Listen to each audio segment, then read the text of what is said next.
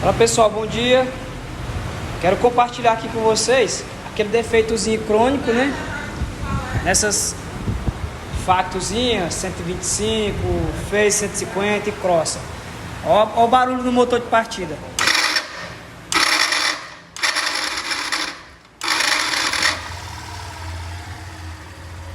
Ronca que é uma beleza. Ó o barulho.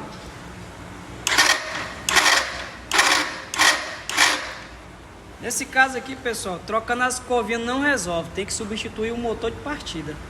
Vou mostrar pra vocês aí. Pessoal, retornando aqui na factozinha. O motor de partida aqui já tá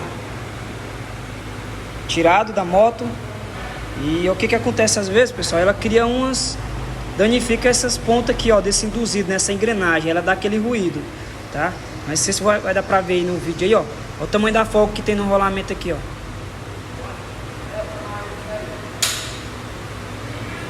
Já fiz a substituição do motor de partida. Da partida nela aqui, vocês vão ver a diferença do barulho.